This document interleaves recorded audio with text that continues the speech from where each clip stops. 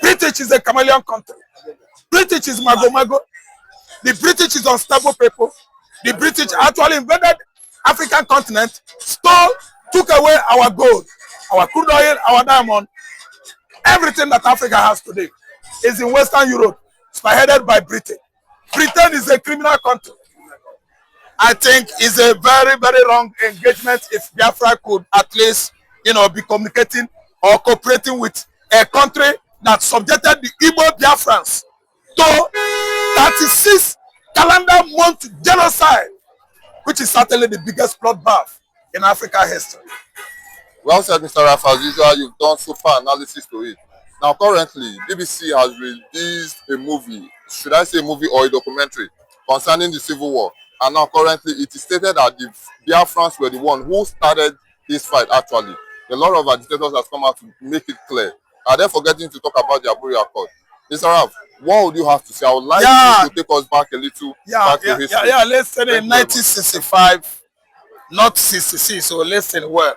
1965, killings of the Igbos, persons from South East Central region, then Igbo land, started. Why? Because they are largely Christians. Hausa Fulani wanted to expand their Islamization tentacles from north down to south. That's why they started killing the Igbos in 1965. Fine. What started the crying in 1966 was Eurosis coup. No. Kaduna Zogu, Ifrajuna, Hassan Castina coup. After the coup was successful, they now conspired using BBC to tell the entire Nigerians that the Igbos started the coup. While the coup, we have the largest people in number, Yoruba, Hausa, and Fulani, and other minor tribes. The Igbos are only 3. As if that wasn't enough, a man, a Nigerian soldier there, wrote a book recently, launched his book, memoir, in the person of Badamosi Ibrahim Babangida. He stipulated reasons why they should not be calling it Igbo coup. It was a coup staged by Nigerians, not Igbo coup. Some persons, they wanted to kill Babangida. Why? They said, why didn't Babangida come and tell us in time? Now that we have exhausted all our hatred and animosities on this innocent tribe. My brother, I take you back to the war. Ojukwu announced the war because of massive execution, extermination and elimination of persons from Igbo race. That was what actually sparked the war of 1967, 68, 69, and 1970. Ojukwu was an innocent affluenza. I explain. An innocent man whose father then was the richest African, a billionaire. He did not steal Nigerian money. Ojukwu's father was a hard-working man. If you doubt me, go and ask Sanusi family in Kano State. Sanusi. He did not work in the government agencies. Ojukwu's father was a billionaire. He ate out money by himself. He worked hard to eke out money through industry, industriousness, and hard work. He did not steal anybody's money, and Ojukwu started the war, funding the war with his father's money. He did not borrow money from anybody. Nobody lent Ojukwu 10 kobo. Ojukwu fought the war by himself, and Nigeria started war because why must we be killing persons from Igbo extraction, accusing them of orchestrating a war? Unaliving people, unaliving persons from Igbo extraction, simply because everybody staged coup. The Igbo man was smart enough not to be fired. They unalived Yoruba, they unalived Hausa, they unalived Midwest. They couldn't unalive the Igbos or disalive, politicians from East Central region. That was what spark of this kind of hatred. God will finish all of you. God will punish all of you. That actually fought the war against the Igbos in 1967 to 1970. God will punish you, Muhammad Buhari. You will rot in hellfire. God will punish you, punish your wife and your generation for causing the buying, unaliving of 1,000 Asaba men in 1970. Buhari went to a village, killed 1,000 men, rendering many women there husbandless, making all of them widows. In Asaba here, and somebody there here say Nigeria is working. All of now when they thief, God go punish all of you. See, all of you when they punish you man for nothing, God will punish you 10 times. Kanu is coming out. United States Secretary of State is coming. He is coming. Make una go bribe am o. Make una go give am bribe. No, if una no want bribe am, make una go White House, make una go bribe am. Allah abound on channel. Well said, Mr. Raf. There is a news coming out currently concerning Tinubu. Tinubu seeks extradition of US-based Biafra agitation leader, the president of Oraboise. Currently, Tinubu is seeking totally in a way that they will bring down Oraboise to Nigeria. I don't know for reason. Thank you so much for the person you call. What do you call that his name? Tinubu. Okay, Tinubu na his name. Who is he? Okay, the one that bundled, stole Obi's mandate and become Nigerian president. And you people see the result. An incompetent man, a man that is clueless about leadership. But INEC can ask him that. Wait, INEC is a crook. INEC. Criminalized INEC. Monetized INEC. Under the supervision of Mahmoud Yakub. See, Tinubu, I suggest that you go by yourself. He is right now a lawmaker. She's right now a lawmaker. I mean in Gozora Beze. Yeah, in the lawmaking body in Georgia, a state in USA, Georgia. Senate, yeah. Lawmaking person, I know, lawmaking body. They are called the senators. They are the lawmaking body in America. Tinubu, go to Georgia. No, I suggest that Bayo Nonuga. Dela Lake. Badabia Miller. James Omotocho. Omotocho will go to Congress and America Chief Justice of the Federation of USA to present himself as a Chief Justice that jailing and the camp that they want Ngozi Orebeze expelled or deported into Nigeria, back to Nigeria. We don't need to go through the normal process. You are a Jagaban now. See, let me tell you, America and Nigeria is not having any documents in regard of expulsion or, rendition. If they actually try to make a move on that, they should go through the normal process so that they should deceive Trump, deceive Secretary of State of the United States, deceive U.S. Vice President Mr. Vance, deceive the man in charge of Pentagon, Department of War, USA, deceive him, and they should pay money to bribe them. I listen to them. After bribing them, they will hand over Oraboise, package her well, so that Ababio will love her. Ababio will fall in love with her. Tinubu will leave Remy, fall in love with Oraboise. Bajabia Milon Onuga, they will fall in love with Oraboise, so that it go look fine. Then they go plan how they go do am, waiting they do Natacha. Ababio go text, he go write letter, then go use eye, they give him sign until they do what? Buy him. You know what Tinubu na Jagaban? He go use his Jagaban now, go there, carry him come. Okay, let me tell you, under international law whatsoever, failure to have expulsion or rendition pact with any country, you don't have the dynamism or the prerogative to forcefully go to another country and they force your citizen back to your country. They failed in Nairobi. Georgia, America. Nigeria is just like a stubborn goat. Nigeria is in B. Right now, you go here saying they don't have now Ngozi Orebeze from America come. The way they did Mazi in Nairobi, Kenya, it is heading to that. Right now, they will send Ojus Okanu. Ojus Okanu will lure her into a restaurant. As they are eating, a flave will bundle Orebeze, bring them back to Nigeria. You know, say na Jagaban. Nine law. Jagaban in the USA, all over the world. Jagaban talks something, everybody go bail. Now Jagaban now. There are many misinformation, atheism, lack of knowledge, oriented persons without knowledge. Malinformation oriented persons are the ones in charge of Nigerian political leadership. So where USA is, and they want Donald President say, them don't try Donald Trump. is making this kind of move to go bring closer to president because na Igbo woman. Eh? Thank you. They tried it on Samuel, but they failed. They went to Finland and bribed Finland president. That's why Samuel is seeing himself in that kind of situation. It's not going to be easy.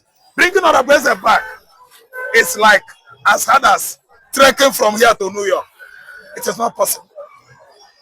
America and Nigeria don't have rendition documents.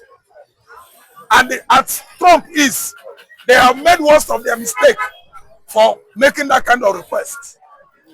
That is going to brighten up Biafra destiny. Biafra readiness to emerge on the continent of Africa. Well said, Mr. Ralph. So Gumi has come out to react to this. The U.S. Secretary coming to Nigeria. He has said that Nigeria is a sovereign nation and the U.S. has no right to interfere because British colonized us. What will be your final take concerning this Gumi statement? Gumi is a Muslim pig.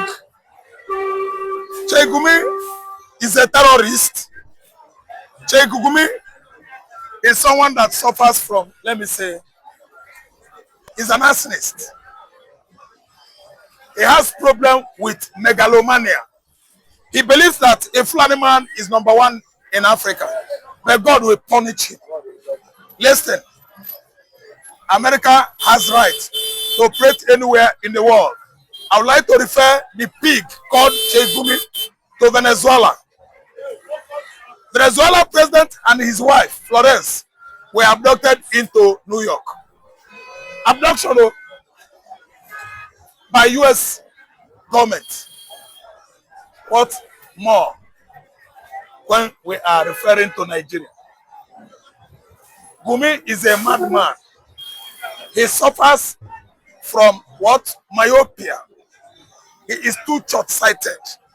He doesn't have wide knowledge.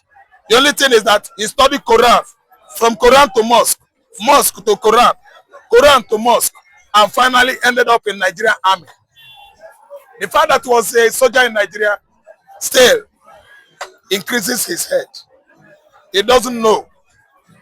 And I don't blame him because he doesn't know. He's a foolish man. America can operate anywhere in the world. They have right to do whatsoever they like on the continent of Africa, especially Nigeria. When United States of America send their Tomahawk missile from off the Gulf of Guinea or coast of Guinea into Sokoto forest, did they take permission from Gumi or Sultan of Sokoto? No. They did not take permission from Bola Ahmed Tinubu. No. They are Nkale, they are Nkale. Oga, when you are strong, you are in control. Oga, you are. Forget about all this Gumi outburst. Bayo Onanuga outburst. Can Bayo Onanuga talk nonsense to US? He cannot. He's nobody but a coward. Gumi is just a common religious, coward. He doesn't know what he's doing. He is overdrunk with Arabic and Islamic ideology. Right now, he's intoxicated. He doesn't know what he's doing anymore. If you ask me, I will tell you that Gumi is suffering from dementia. Sometimes he forgets where he is. Sometimes he soliloquizes. Sometimes Gumi forgets. Sometimes he hallucinates. Sometimes he suffers from, let me say, schizophrenia. He is seeing pictures. Gumi is confused. He's a confused man. America has the right to operate anywhere in the world using the platform OGA, Office of Global Access. When Mazen Namdekano from ESN, the Yorubas here, many of them fought tooth and nail. I could remember one statement of a man when Brutai and Co. went to go assassinate Mazen Namdekano. And he visited Mazen Namdekano house and so many souls was sentenced to Baba God, to where they came from. And the Yoruba man shouted, Ekpan Water! I will not forget that thing. I will not forget that. He said, Ekpan Water. Now, they have left the axis of the east. It is now the turn of the west. So, Yorubas are yet to cry. They are not seeing anything. More is coming. And that more is what is speaking about Sultan of Sokoto. So finally, the Minister for Foreign Affairs has decided to pay a visit to Mazi Nnamdi Kanu. It is said currently that the man rejected to see him. Biafran evangelist, Bianco Ojukwu is ready to go and see Mazi Nnamdi Kanu for no reason we don't know. Is it as a result that the Secretary of State is coming to Nigeria, or he has finally planned to support his brothers in the Biafra war? No, there are many things playing here. Bianco Ojukwu now have seen it that Nachi Karaoke Niro. And what she intend to achieve, she's not seeing it, achieving it. That could be the reason. Number two, it could be a game of usual. Nigeria is sending her if she have ways to convince and to convert the hero man, the Iroko. The only seed that troubles a whole nation, the only one ocean that covers a whole country. That is Mazi Nnamdi Kanu. Or as a result of her plan, them with together with Nigeria, the failure that they are, she have seen it. Or it could be as a result of the State Secretary of United States of America coming personally for Mazi Nnamdi Kanu case officially. Maybe that is the reason she intend to go and see Mazi Nnamdi Kanu. And moreover, she too may want to kind let it not be all this thing that is going on, that she did not, visit Kanu. Maybe she just want to clear her own path. You never can tell because the purpose of her visit, well, is not yet known. You understand? So I'm just picking out some points based on her stand in Nigeria and before the war, and before all that are Biafrans. And when you make mention of Biafra, you're mentioning Kanu. When you mention Kanu, you're mentioning Biafra. And the Bianco Ojukwu should take note, because after this, the game that she play against our people will play back against her. Maybe that is one of the reasons that she have realized. She wanted to go and beg mercy. You understand? She wanted to go and beg mercy so that through mercy, mercy will come us down from her atrocities. Probably. The major reason is not yet, disclosed. So we cannot really stand there and say this is the major thing why she want to go and see Mazi Nnamdi Kanu. And moreover, she was there when the court matter was going on. Court proceedings was going on. She didn't say anything. She never visited Kanu. Even when Kanu was in a DSS, she never visited Kanu. She feel less concerned. Even the very moment, the very day that they sentenced him to life imprisonment. And up till now, that she now saw that the matter is no longer the way they thought it would. So she want to play along. But I want to pass a message to her. We are not fools. We have woken up and we are wiser than she and her partners in crime, Nigeria Group of Company. Well said, Biafran evangelist, as usual, you've done super analysis to it. Now, Sheikh has come out clearly to lament, calling on the federal government of Nigeria that they are so cold, so cold concerning the way the U.S. government is interfering in Nigeria. As a result of the U.S. Secretary coming to Nigeria, Sheikh has called on the federal government of Nigeria to finalize the deal with the Turkish government because contacts have been made to come and help fight terrorism in Nigeria. Biafran evangelist, why does Sheikh keep coming out to talk about Nigerian governance and condemn the help that is coming from US and Israel to Nigeria? Yeah, Sheikh will always. This is not going to be the first time. Neither is it going to be his last, coming out to debunk every good matters or good news regarding to the success of Nigerian Christians' peace, unity, and freedom.